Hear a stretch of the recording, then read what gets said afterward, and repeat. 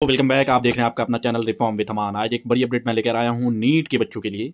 NEET से related चीज़ों को पर क्या नई अपडेट आ रही है, या फिर एजुकेशन से related Jamia, MU, NEET, LMU, 10th के लिए जो बेहतरीन सिलेबस के साथ क्या कुछ हमने बनाया है, वो तमाम चीज़ें आपके इस चैनल रिफॉर्म विद अमान पर अवेलेबल है। प्लेलिस्ट के जरिए आप जाके देख सकते हैं। आइए हम लोग बात करते हैं कि नीट ने एक नई अपडेट जो लाया है वो अपडेट क्या है। तो उस अपडेट को देखने के लिए हम लोग यहाँ पे आते हैं। ये बहुत बड़ी अपडेट है, इसको समझने की जरूरत है। देख लीजिए, आज जो है 14 जनवरी 2025 को ये अपडेट आई है। ये डेट है 14 जनवरी 2025 को ये अपडेट आई है। और आगे बढ़ने से पहले यहाँ देख लीजिए साफ साफ क्या बोला गया है। Updating Aadhaar detail to aspirant NEET UG 2025 exam. ये आधार डिटेल को अपडेट करने के बारे में कहा जा रहा है। आधार डिटेल में क्या क्या अपडेट करना है। National Test Agency has been the interested of the responsibility of the conducting the National Eligibility cum Entrance Test, मतलब यूजी के एग्जाम जो एनटीए लेती है उसमें पिछले साल और उससे पहले जो एग्जाम के पेपर लीक हुए, या फिर कई सेंटर से, एक ही सेंटर से कई सारे टॉपर निकल गए, ये तमाम चीज़ों की वजह से उसकी कैपेबिलिटी जो है घटी। उस पर जो है लोगों का भरोसा घटा एनटीए पे। तो एनटीए जो है इस बार कुछ नई चीज़ें करना चाह रही है, उसको सही ढंग से फिर से अरेंज करना चाह रही है। तो मिनिस्ट्री ऑफ एजुकेशन जो है एक आईडी बनाने के लिए बच्चों को बोलिए, जो 12th में होंगे उनको पता होगा क्या पार आईडी बनाया जा रहा है, जो परमानेंट एकेडमिक अकाउंट रजिस्ट्री के नाम से है, जिसके बारे में हमने पहले भी बात किया है। उस उसकी या फिर आधार की जरूरत पड़ेगी आपको एग्जाम फॉर्म भरने के लिए। याद रखिए, ये जो चीज़ है ये चीज़ इसलिए ज़रूरी है क्योंकि आप जो आज फॉर्म भरना शुरू करेंगे, जो फॉर्म कुछ ही दिन में आने वाला है, और जब आप पास आउट होंगे, आप अपना पूरा जो प्रोसेस है वो सब कुछ करेंगे, उस सब में इसकी जरूरत पड़ने वाली है। फॉर्म कब आएगा? तो NEET UG 2025 registration process shall be starting due course of time. बहुत जल्द आने वाला है फॉर्म। इसके बारे में भी इन्होंने यहाँ पे बात किया है कि फॉर्म जल्द आने वाला है। देख लीजिए, फॉर्म जल्द आएगा। फॉर्म के बारे में सारी प्रोसेस कब आएगा, ये सारी चीज़ें, ये इसको किस हिसाब से अपडेट करना है आधार को।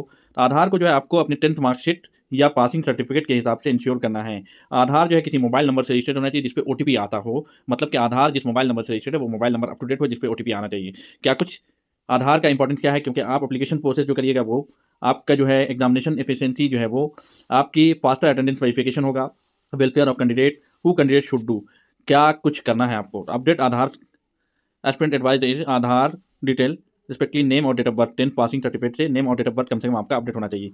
साथ ही फेशियल रिकॉग्नाइजेशन, मतलब कि आपका फेस जो है और रेटिना, ये तमाम चीज़ें जो अपडेट होती है वो भी अपडेट होना चाहिए। फोटो भी साथ में अपडेट कर लें तो और अच्छी बात है। ये सब चीज़ होगा कहाँ? रजिस्ट्रेशन प्रोसेस, वेरिफिकेशन प्रोसेस, ये तमाम चीज़ों में ये जरूरत पड़ने वाली है। आधार इनरोलमेंट सेंटर नज़दीक में है, वहाँ जाके आप कॉन्टैक्ट कर सकते हैं, और इनकी वेबसाइट पे भी जाके या फिर इस नंबर पे कॉल करके आप और डिटेल जान सकते हैं।